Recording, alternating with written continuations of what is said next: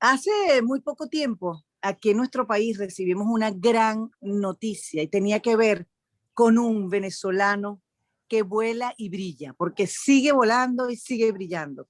Se trata del doctor Alberto Panís Mondolfi. Resulta que el doctor descubre junto a un grupo de investigadores la prueba de PCR en saliva y él dirigió esta investigación que permitiría la apertura confiable de las clases de los muchachos en Nueva York. Pero es que resulta que investigando un poquito más sobre el doctor Alberto Panís Mondolfi, me encuentro con que el doctor, a pesar de que en sus inicios en la medicina pensó que nunca iba a ser la medicina tropical su fuerte, pues es un estudioso de los distintos virus, del Zika, del mal de Chagas, y es fundador de la incubadora venezolana de la ciencia. Eso es aquí en nuestro país. ¿Pero qué está haciendo el doctor Alberto Panís Mondolfi? Ya le vamos a dar la bienvenida a través de Venezolano que vuela y brilla en BPI TV. Él es director médico del Hospital Beth Israel de New York, además director de microbiología molecular de Mount Sinai en Nueva York, y tiene este historial maravilloso de investigación que nos las va a contar a continuación. Bienvenido, doctor, gracias. Es un honor para mí de verdad recibirlo en nuestro programa.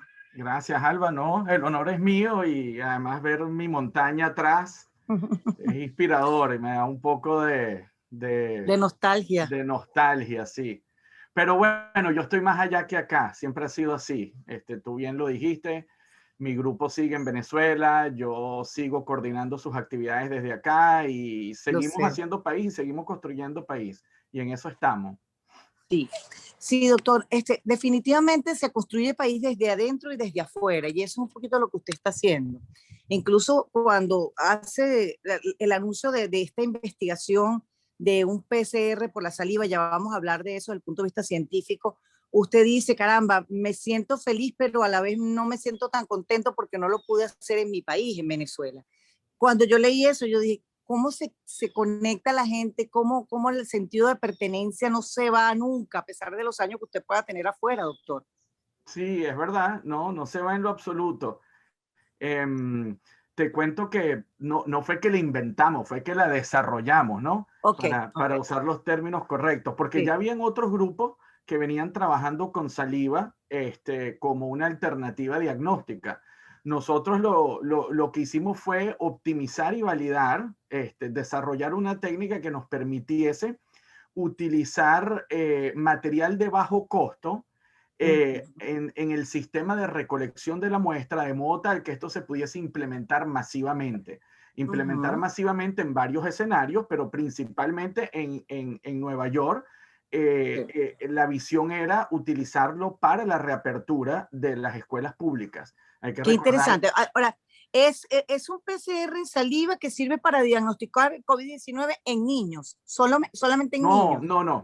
No. De hecho, el estudio piloto que nosotros hicimos albergó 13,000 personas. 13,000 personas, 13,000 estudiantes, ¿no? No, 13,000 estudiantes, en su mayoría estudiantes, pero también incluimos profesores y personal ancilar de las escuelas, es decir, personal de vigilancia, personal de limpieza. Adultos, fue una población diversa, pero predominantemente de estudiantes. Y eso nos permitió ver la heterogeneidad del ambiente escolar, no solamente a nivel de los estudiantes, sino del personal que ahí labora. Y funciona efectivamente tanto en la población pediátrica como en la población adulta. Cuando usted habla de bajos costos, ¿a qué se refiere? Comparados con otras pruebas de PCR. Por ejemplo, hay grandes centros académicos y laboratorios comerciales que tienen pruebas validadas y estandarizadas en saliva, pero normalmente lo que ellos utilizan son unos kits de colección que son sumamente caros, porque estos kits de colección ya tienen incluidos sustancias estabilizadoras, soluciones tampones que ayudan a preservar la integridad del virus para su detección. Normalmente esos kits de recolección pueden valer entre 5 y 10 dólares, lo cual aumenta el costo de la prueba significativamente.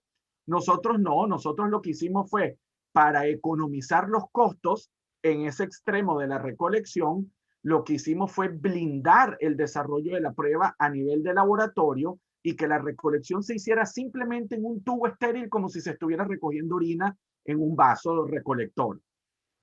Cuando hablamos de los niños, me imagino que es porque es la facilidad de un examen mucho más sencillo para un niño que es tomar una muestra de saliva a que hacer, por ejemplo, el hisopado, Eso doctor. es absolutamente. Y en nuestra experiencia, por ejemplo, que nosotros tuvimos que validar esta prueba de saliva y la única forma que uno tiene para validar una prueba es corriéndola contra lo que se llama el gol estándar, ¿verdad? Que es el hisopado. Entonces, el hisopado nasofaringio es muy intimidante para los niños, es Horrible, muy sí. incómodo el nasofaringio, incluso el nasal, que es más externo, también resulta un poco incómodo porque genera aprensión al ver el hisopo y y hace un poco de cosquilla. En cambio, Ujú. escupir no solamente es mucho más fácil, sino que también lo vivimos con los maestros en nuestra experiencia del estudio piloto. Es una actividad hasta divertida porque en el colegio hacían hasta competencia. ¿Quién escupe más? ¿Quién llena el tubo más rápido? Entonces, Sí, sí, hay una sí. interacción mucho más amigable en ese proceso de recolección, que no Sí, es ese ambiente aprensivo de acercarte un hisopo a la nariz. Eso es muy claro. intimidante e incómodo.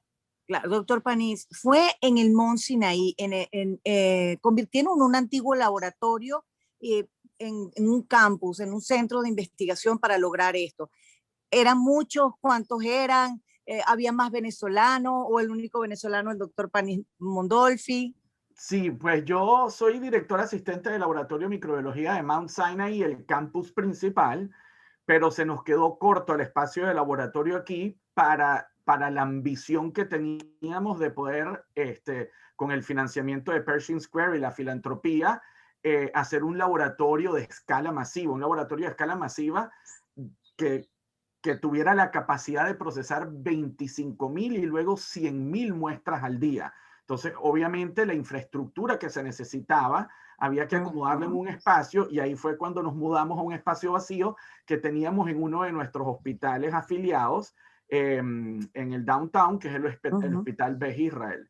Y ahí fue donde ujú. hicimos el laboratorio. Y es un laboratorio sumamente diverso, somos gente de todas partes del mundo. Mi jefa de laboratorio que me lleva toda la parte administrativa y operacional es de la India, tenemos gente de Nepal, tenemos gente de Irán, tenemos gente de todas partes del mundo. Ha Qué sido una belleza. experiencia bien enriquecedora porque también la mayoría de nosotros somos padres. Entonces, como Sí. yo siempre he dicho, esto fue ciencia práctica hecha por padres para devolver los niños a las escuelas. Allí voy, para devolver los niños a las escuelas. Es interesante además que la investigación ha determinado que se derrumba un poco el mito de que la escuela puede ser un foco sumamente infeccioso. Entiendo que de acuerdo a las investigaciones que ustedes han hecho, las infecciones en las escuelas públicas y privadas son muy bajas. Lo que quiere decir es que es posible devolverle a los niños a las escuelas como ustedes harían pues una vez que se concrete toda esta idea en Nueva York.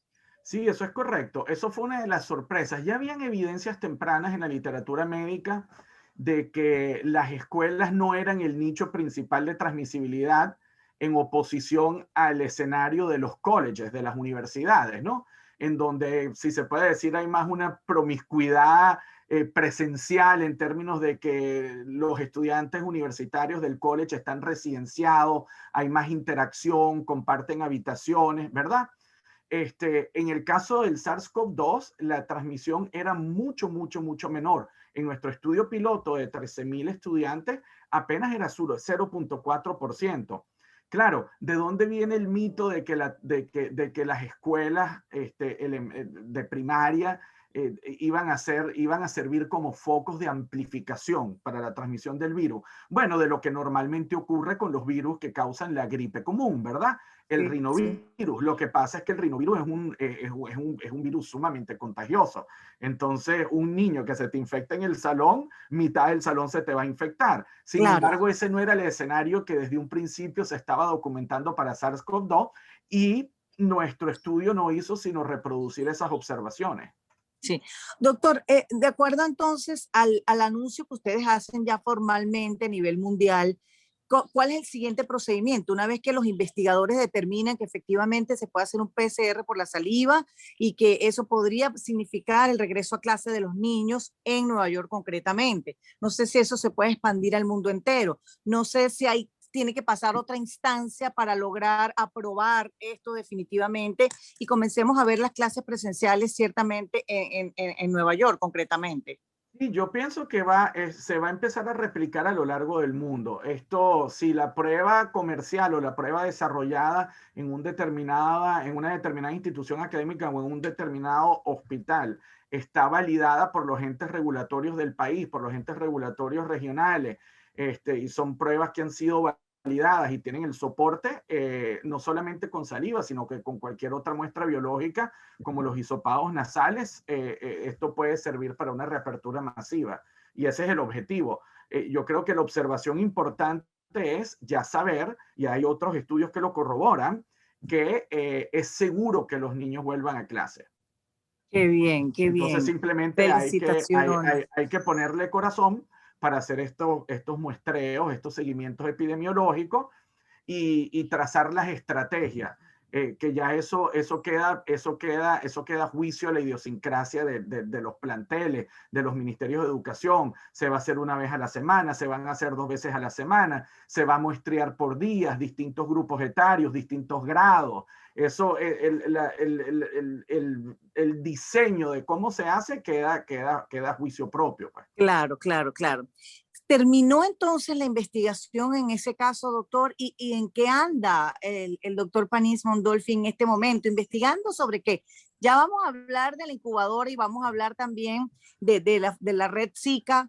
Y quiero hablar también del mal de Chagas, cómo usted enfrentó también el mal de Chagas. Aquí en Venezuela hay muchas cosas que dejó, como dice, nunca desconectado, siempre desde allá coordinando todo. Pero, ¿qué pasa en este caso en Nueva York con todas las investigaciones que ustedes hacen? Tomando en cuenta que COVID-19 es una pandemia que nos ha quitado el tiempo a todos, incluso ustedes los investigadores.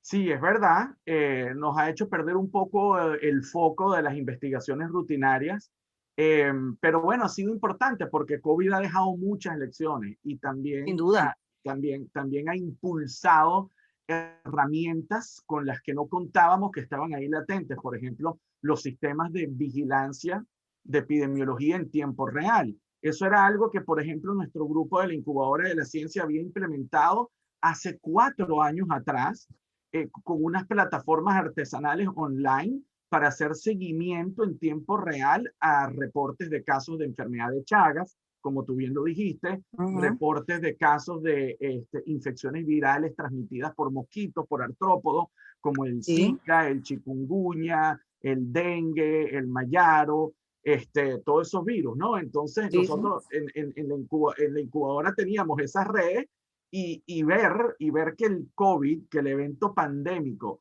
trajo esas iniciativas a todo nivel, como los monitores en tiempo real que tiene la Organización Mundial de la Salud, universidades grandes como Johns Hopkins, por ejemplo, fue Sí. inspirador porque aunque nosotros era a pequeña escala y hasta cierta manera muy artesanal, sí nos indicaba que íbamos por el camino correcto, que la incorporación de la ciudadanía al proceso de la ciencia es algo importantísimo. Por eso nosotros tenemos estas campañas de ciencia ciudadana. Nosotros pensamos que el laboratorio no puede ser un ambiente cerrado. El laboratorio tiene que ir transmuro, tiene que traducirse efectivamente en medidas para la comunidad.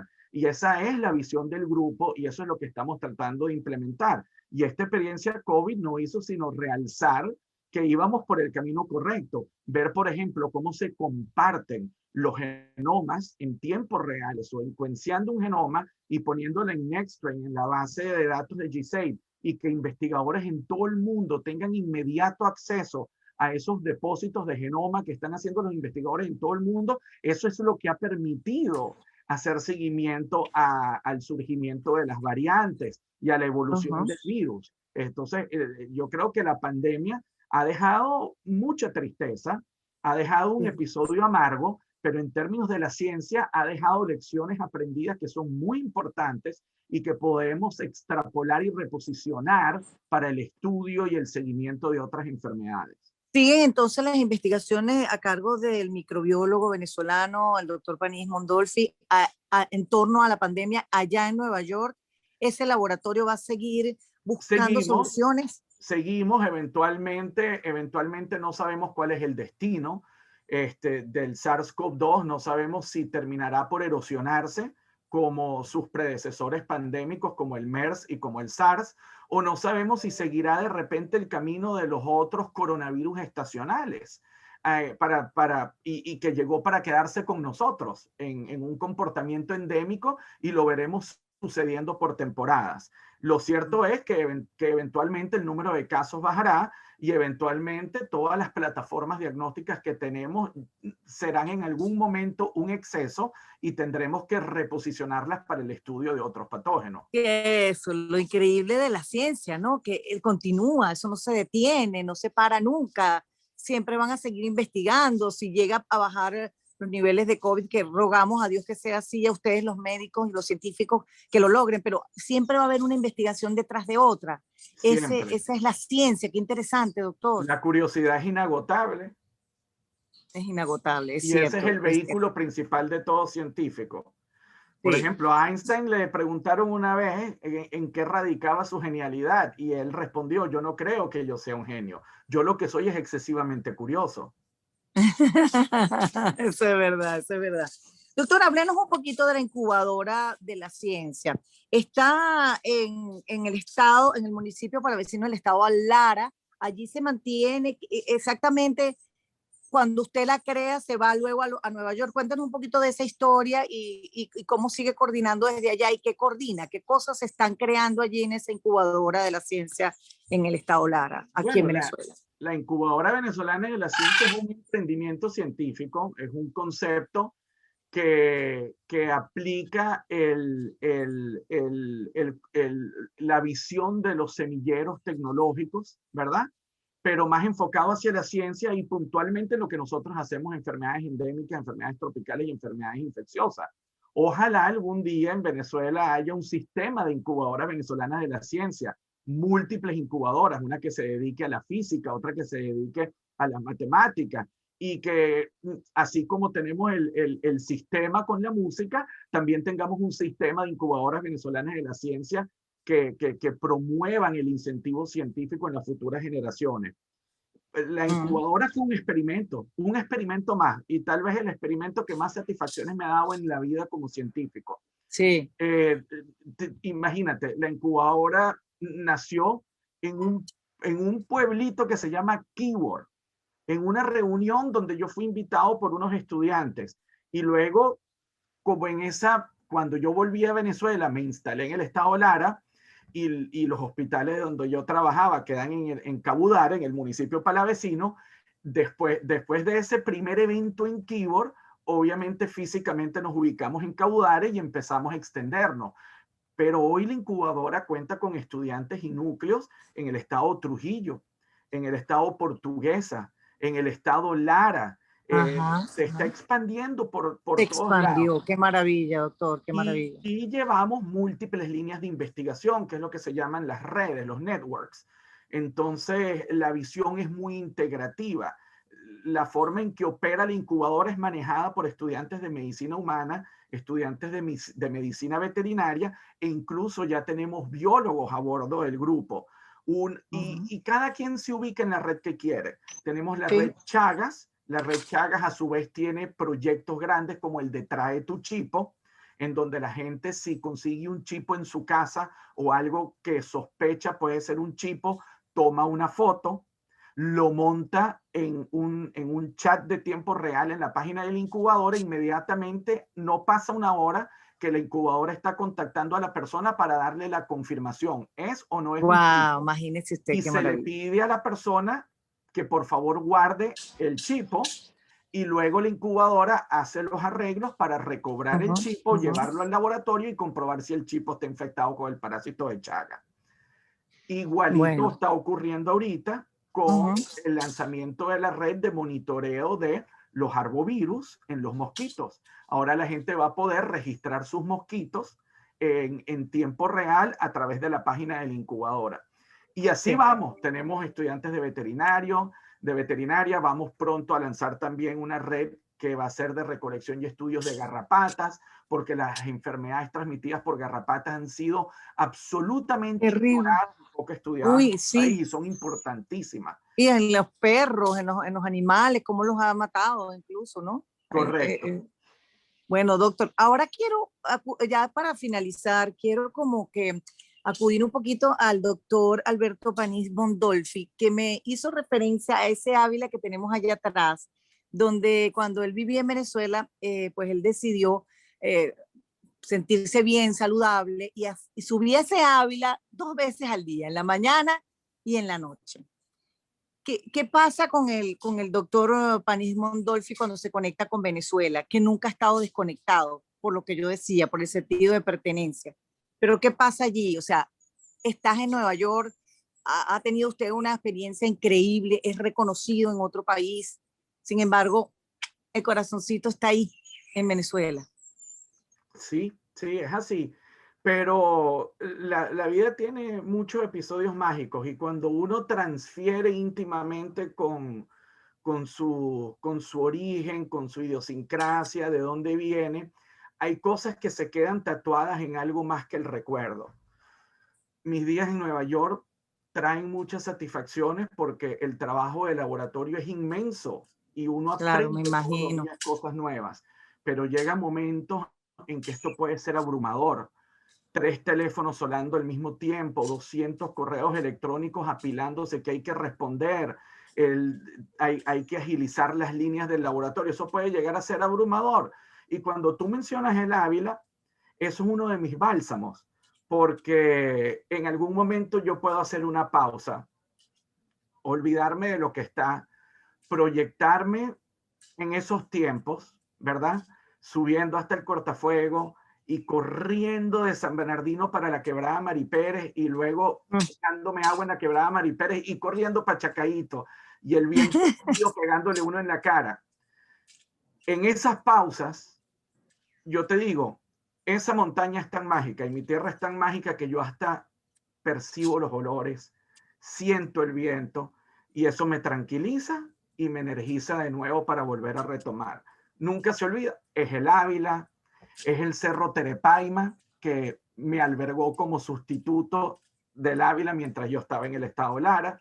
Son mis recuerdos de la selva en Amazonas, Bolívar y la Gran Sabana que nunca me abandona. Son todos esos lugares especiales donde yo hice mi carrera. Yo a veces digo, yo soy un médico de selva, soy un médico de monte. Nunca se imaginó quizás que iba a ser un estudioso de todas estas enfermedades tropicales y de enfermedades endémicas y de eso, de ser un médico de monte, exactamente. Sí, sí. Y nadie me lo va a quitar. Nadie me lo va a quitar. Siempre estará latente y siempre volveré y el buen hijo vuelve a casa. Y cuenta lo que le pasa, así dice el dicho. Doctor, le agradezco muchísimo que nos haya permitido conversar con usted, un placer, un honor de verdad. Y bueno, me encantó conocerlo. Cuando vi la noticia dije, wow, esto es un venezolano que vuela y brilla, así de sencillo.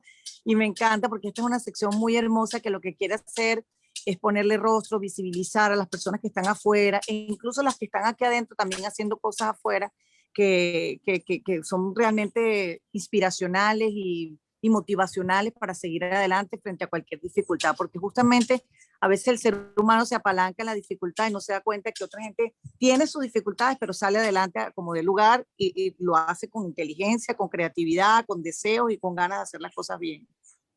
Eso es correcto, Alba. Y yo soy uno chiquitico, una aguja en un pajar. Hay muchísimos venezolanos brillando por todas partes porque Me impresiona. no que uno no tenga el compromiso adentro, pero cuando uno pisa afuera, el compromiso es más grande. Es como una responsabilidad que se apodera de ti, donde tú dices, no puedo fallar, fallar no es una opción. Qué belleza. Muchas gracias, me encantó haber conversado con usted, doctor. Un placer. Igual, Alba, muchísimas gracias. Muchas gracias. Ahí le regalo esa imagen del Ávila que El le estoy mejor regalando regalo acá. que me han dado desde que llegué a Nueva York. Qué bello, qué bello. El doctor Ya Alberto pronto Panís voy a Mondolfi. subirlo. Sí, claro, tiene que subirlo muy pronto. Me avisa, estoy subiendo al Ávila, me escribes un mensajito. Te mando una foto de Piconayhuatá, mi lugar Ok, preferido. ok, chéverísimo. Fundador de la Incubadora Venezolana de la Ciencia, director médico del Hospital Beth Israel, director de microbiología molecular de Mount Sinai, Nueva York. Un venezolano que vuela y brilla. No tiene más palabras. De verdad, un orgullo. Él dice que es chiquitico, pero para nosotros los venezolanos es muy grande, porque está representando al país, pero con todo, los dos brazos levantados y con esa bandera bien en alto. Muchas gracias, doctor. Gracias, Alba. A ti. Hasta pronto.